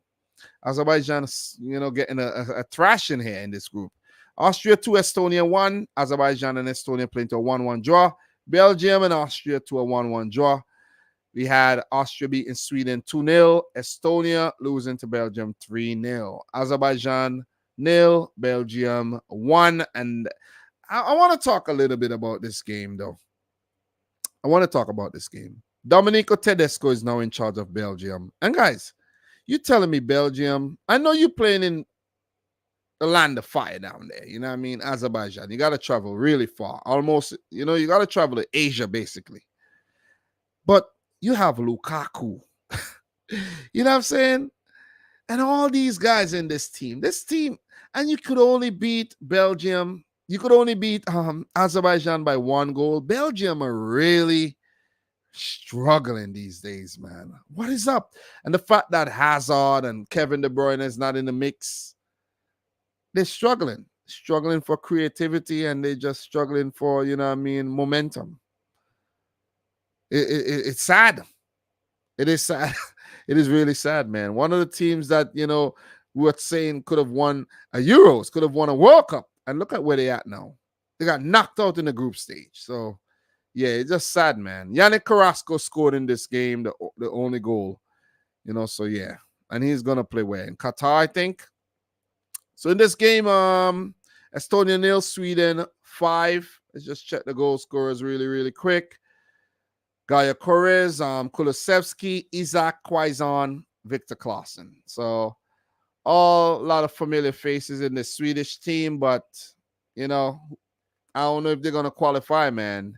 Jan Andersen is still in charge, so I don't know if they're going to qualify for this Euros this time around. Really don't know. They're struggling in this group.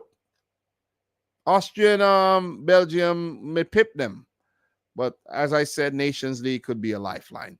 So guys, we do have quite a few groups left, 4 groups to go through. Let's go through these groups, man. Let's run through these groups. Hungary, it could be, making it back to the Euros. They were quite impressive at the last one. Top in the group so far, 10 points, unbeaten so far in the group. Halfway through, qualifiers. Serbia, impressive they could be. Lackluster they could be also. They're the definition of a mercurial team. And guys, don't forget to smash up the thumbs up button. And I like to say thanks to everyone who's currently in here right now. Thoroughly appreciated. Montenegro used to be one country with Serbia. Serbia, Montenegro. They are third, 5 points. You know, when you think Montenegro, you think Stefan Jovetic. You know what I mean? Former Man City striker there. Lithuania, a fourth, and Bulgaria, a fifth. Oh, man, Bulgaria, man. They used to be so strong back in the 90s. Histro, Stoikov, you know what I mean? Lithuania used to be, used to have a very good team in the 90s too, from what I could recall. I think Lithuania almost qualified for the Euros one time, if I'm not mistaken. I was doing some research on these teams one time, and I think they got close.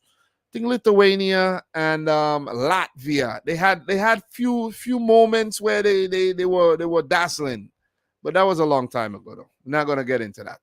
But that's what this group is looking like. Run through the results: Bulgaria 0, Montenegro 1, Serbia 2, Lithuania 0, pardon me.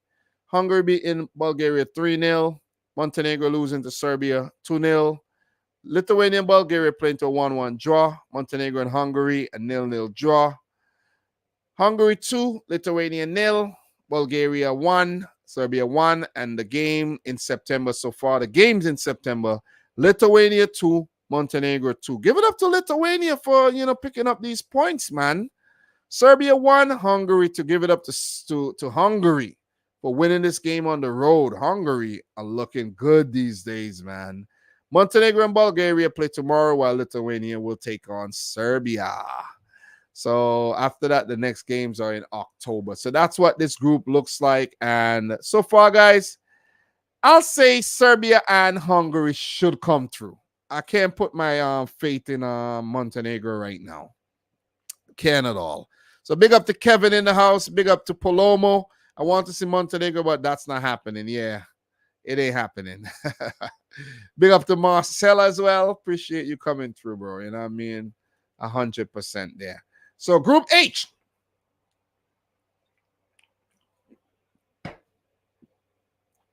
Finland, man. I like the continuity here. Qualified for the last Euros, made their debuts, and they're looking to qualify again. But the only thing, this group has 6 teams, which means each team will end up playing 10 games. They're halfway through, and Finland find themselves on top of the group, ahead of Denmark, ahead of Slovenia, Kazakhstan, Northern Ireland. Could forget about San Marino. They're just there. Guys, I think in the future they should have a preliminary tournament to eliminate some of these minnows like San Marino and Andorra and what's the other one named? Teams like not Cyprus, but Faroe Islands and Gibraltar and these teams. These teams have no place playing amongst these big guns. So Finland, wow. Denmark, they're doing well. Slovenia would have something to say about that. And Kazakhstan are throwing themselves their names in a hat. Northern Ireland won't qualify. That's not going to happen unless they win all remaining games and hope the other results go their way. But it's between the 4 top teams here: Kazakhstan, Slovenia, Denmark, and Finland. This is going to be a very, very tight group. Let's run through the results really quick. Kazakhstan 1, Slovenia 2, Denmark 3, Finland 1. San Marino 0, Northern Ireland 2. If you only could score 2 goals against San Marino, I don't know. Same thing Slovenia did. But Kazakhstan beat Denmark 3-0. That's one of the shock results of the Euro qualifiers as well. That's huge. Along with what was that? Moldova beating Poland. Yeah, that's a big result. Northern Ireland 0, Finland 1. Back in June, Finland beat Slovenia 2-0. Northern Ireland lost to Denmark 1-0. Kazakhstan guys, are San Marino actually improving? They're not getting battered anymore. They're only losing by 2-1 and 3 goals. What's going on here? What is San Marino? Seems like they improved. Oh no, they lost 6-0 to Finland. Oh man, Pookie and them boys murdered them. Slovenia and Denmark 1-1, Kazakhstan 1, Northern Ireland 0. Good result for Kazakhstan. But in September, Finland beat Kazakhstan on the road 1-0. Denmark smashed up San Marino 4-0. But Denmark 4 years ago would have beaten San Marino 10-0. So that's a poor result, if you ask me. And guys, Slovenia beat Northern Ireland 4-2. Tomorrow we got Kazakhstan versus Northern Ireland. This is a huge game for Kazakhstan. They need to win, seeing that they lost the last one. And they had 2 home matches, which would have been in their favor, but they didn't capitalize on the first one. Finland, Denmark, this is a huge clash as well. Finland should use, home advantage and to get at least a draw against a very good Danish team. And then we have San Marino playing Slovenia, where Slovenia, they should look to batter San Marino to just keep their goal difference high. Let's look at the goal difference in this group really, really quick. That's going to be very, very important there. So the goal difference, 8 for Finland, 6 for Denmark. Slovenia could improve their goal difference with a big win against Finland, and they'll go on San Marino, and that would take Slovenia on top the group with 13 points. If let's say they beat, I don't know if they're going to beat them by that big of a margin. Let's say they beat them 6-0. They will go on top the group if Finland draw with Denmark, or if Finland lose by, like, say, 1-0. Denmark will go up to 13 points, but Slovenia would still be on top of the group. So, yeah, got to capitalize on the games against San Marino here. That's basically what I'm trying to say. So we move on to Group I. Big up everybody in the chat, of course, guys.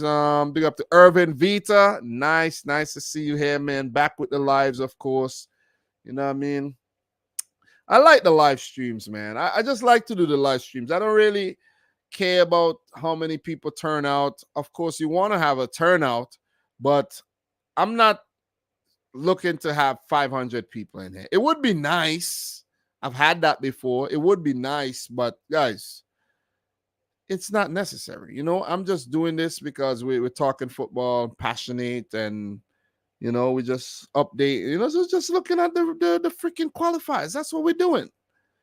This is not like a bit. At one time, I used to be really serious and, you know what I mean, look to make good money every month from my YouTube channel. But these days, you know, I make some money, but it's not anything crazy. You know what I'm saying? So, yeah, pretty much. I don't have the time, guys. I have a job. I have family. I have, you know, a lot of responsibilities. I really don't have. If this was my full-time job, oh, man, you know, I would have been killing it. Would I have 1,000 people every live? Because this is what I would have been doing every day. You know what I'm saying? So when you see people have that type of numbers, that's what they do. They have to have that type of numbers, or else they would not do it. It wouldn't be sustainable, just so you know.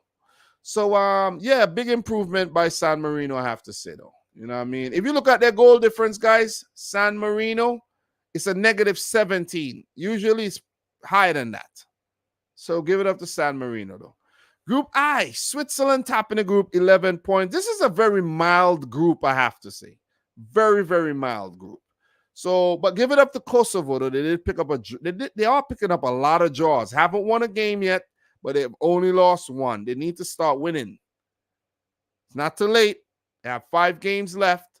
Kosovo, if they start winning some games, they'll see what's up to Israel and Romania for that direct spot to the Euros. Kosovo, of course, guys, never qualified for a major tournament. They're a new country as well, so it would be a landmark qualification for them. Belarus never qualified for a major tournament as well. And for Israel, they've qualified for tournaments in the past. We know back in the 60s, 70s, you know what I mean? They were in Asia. Israel was probably part of Africa as well. Yeah, Israel's been a controversial country over the years in terms of football, though. So, yeah, that's what this group looks like. Let's take a look at the results. Andorra at the bottom, they do have 2 points. So give it up to Andorra, though. They do have 2 points. That's big. Belarus 0, Switzerland 5, Israel 1, Kosovo 1, Andorra 0, Romania 2. Switzerland 3, Israel 0, Romania 2, Belarus 1. Andorra picked up a draw against Kosovo on the road. Give it up to Andorra, man. Wow. Landlocked country in Spain, I think. Somewhere in Spain and between Spain and France or somewhere there. I think within Spain. Crazy. Crazy, man. This world is a fascinating place. Andorra 1. And Andorra, they have improved big time, though. I like the improvement of a lot of these countries, though. I think they should have a minnow World Cup, and it should be competitive. The status of the game should not be friendlies. It should be competitive, and you get the best minnows from each confederation and put them up in like a little minnow World Cup. So, like, while the big World Cup is going on, the minnow World Cup could be going on as well. Or the minnow World Cup could be like a prelude to the... Yeah, it wouldn't work. But yeah, it could be played in the summer. One summer where there's no major tournaments, play the Minnow World Cup. Play it. We'd like to see that. So, yeah. Who likes that idea, guys? Belarus 1, Israel 2, Kosovo 0, Romania 0. Back in June, Switzerland and Romania 2-2. Israel beat Andorra 2-1. Belarus beat Kosovo 2-1. Andorra and Belarus played to a 0-0 draw yesterday. Well, no, today. Romania and Israel 1-1 draw. And Kosovo and Switzerland 2-2 draw. So all draws in the group today. I'm not going to look at the scores right now. So the goal scorers or anything. It'll take forever. So that's what this group looks like. We have one more group to talk about, guys, and then we're going to end the stream. So Group J, Portugal should qualify. Even though they have 5 games left, they should qualify directly, but it's not guaranteed, guys. Not guaranteed. But they've won 5-5 so far. But that tells us that they should qualify, right? Barring a catastrophic meltdown. Slovakia second with 10 points. Luxembourg, the rise of Luxembourg. I saw that Michael Talks Football did something on his Instagram. Big up to Mike. Check out his Instagram. There's a lot of work. Mike works so hard, you know what I mean?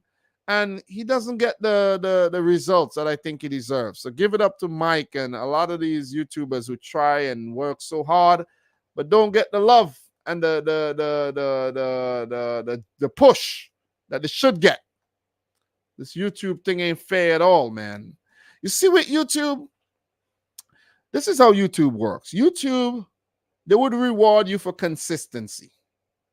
If I start streaming every single day, like I just start streaming, like I pick a time and I'm there every day. Let's say I'm streaming 8 to 10 every day. And I pick my topics and I'm going to talk football for 2 hours straight every single day. Maybe I take 1 day off. The numbers are just going to build and build and build and build and just keeps building and building and building. And you're going to be like, whoa, what is going on here? I might not even be doing anything special. You know what I'm saying? But just continuity and consistency would cause that to happen. So let's just run through this group. I got to go upstairs and eat something before I go to sleep, though. I bought some food from Chipotle, and I want to go up and rip that up. Slovakia, Luxembourg, Bosnia and Herzegovina, still in the mix, of course. Iceland, guys, Iceland, they've fallen off so much, man. They've fallen off so much. And it's so sad.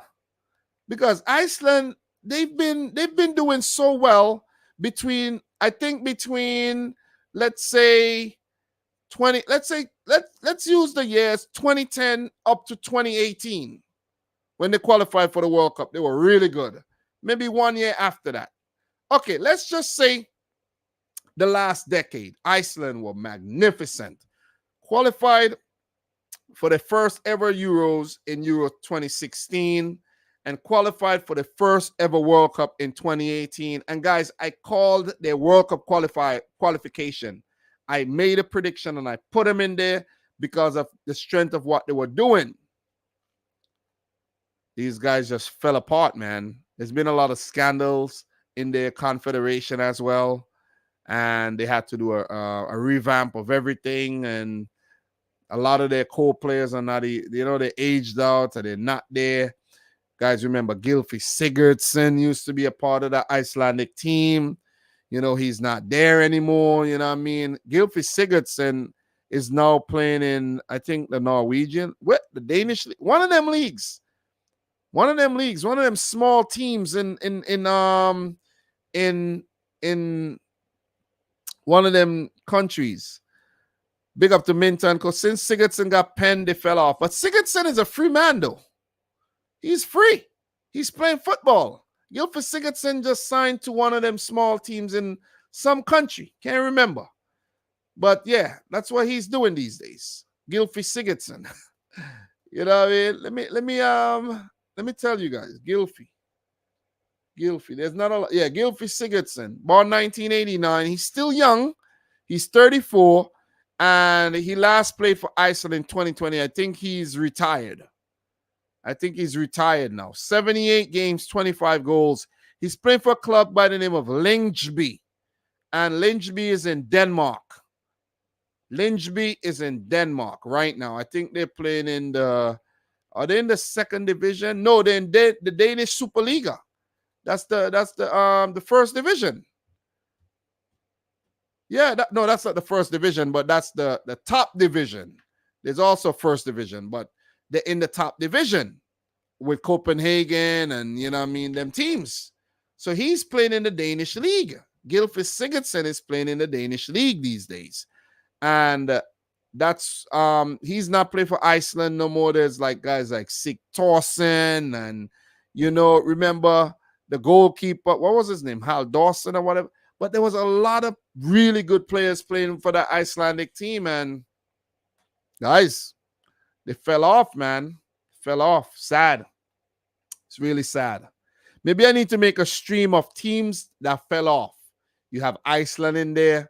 You have Chile in there. You have put Italy in there too. Italy, they fell off. They jumped back on, winning the Euros, and they fell off again. What's going on with Italy? Yeah. And yeah, pretty much. Liechtenstein. They should be in a competition, a preliminary competition. They shouldn't be playing in this competition at all. So the results, guys: Portugal 4, Liechtenstein 0, Slovakia, Luxembourg 0-0 draw. Give it up to Luxembourg, man. I like what they're doing. Buzz, I want them to qualify for their first major tournament as well. You know, who knows? And they'll probably fight for World Cup qualification as well. Bosnia and Herzegovina 3. We go up to the boy Edin Dzeko. Iceland 0. Liechtenstein 0. Iceland 7. They managed to beat Liechtenstein by 7 goals, and I think that's the only points they picked up so far in the group. Sad. Slovakia 2. Bosnia 0. Luxembourg 0. Portugal 6. Portugal still hammered Luxembourg though. Luxembourg 2. Liechtenstein 0. Iceland 1. Slovakia 2. And Portugal 3, Bosnia 0. We had Iceland 0, Portugal 1. That was a good result for Iceland, though, but they still lost. Bosnia 0, Luxembourg 2. Big result for Luxembourg. You could see them celebrating there in that little picture. Liechtenstein 0, Slovakia 1. And in September so far, Portugal beat Slovakia 1-0. And we had Bosnia beating Liechtenstein 2-0, and Luxembourg beating 2-1, and Luxembourg beating Iceland 3-1. So in terms of Luxembourg, they play Portugal next. They're going to lose that game. They're going to lose it, but they need to beat Iceland. They should look to beat Iceland. They need to get a draw, something against Slovakia, and they need something against Bosnia as well. And they need to beat Liechtenstein. So it's going to be interesting how this group ends up and who qualifies to the Euros. Guys, I'm hyped up about these tournaments, man. I wasn't so hyped, but I'm hyped again. I'm hyped again because, you know, we got Asia Cup, AFCON coming up, Euros coming up. You know what I mean? Copa America. Oh, man. World Cup qualifiers. Guys, I'm back with a bang. And I'll be giving you guys updates, live updates, maybe every 2 days or whenever I can, I'm going to go live. That's what I'm going to do. Whenever I can, I'm going to go live, but I'm going to go live right here. Even if it's for an hour, I'm going to do this. I'm back. And guys, I do appreciate you turning up for this one. I think I covered all the international games that were played. And maybe, who knows, maybe I missed some things. But I'm not perfect. You know what I mean? Definitely not perfect. In the future, I'll actually try to this is all off the top, guys. I have no book. I didn't write down anything. But in the future, I'm gonna try to have a format where I write down some information. I have some, stuff saved for you guys, and we're gonna go through this. So you think I got everything, Paloma? Okay. So yeah, many of us found you from World Cup qualifiers. It's nice to see you back at it. Of course, man. I think once you cover international football, your channel would do very, very well because it's a niche topic. When you're trying to do club football, everybody's doing club football. So then, there's too much competition. But if I keep doing international football, then, everything will look healthy around here. But I think since I've been back, I'm satisfied with, the results and everything. But I'm mainly back to just be back. I'm not looking at views and this and that. I'm just having fun, guys. I'm really having fun, and that's the most important thing. We've been live for almost 2 hours, so I'm going to say my goodbyes right now. I should have been upstairs hanging out with my wife because I know as soon as I'm done eating that food, I'm going to be really tired. But look, I'm almost done with my beer. It's been really tasty, and I know it's going to go down well with that food as well. So, guys, thanks a lot for tuning in to yet another live stream. I'm your boy, Dominic. This is Dominic Rich FC.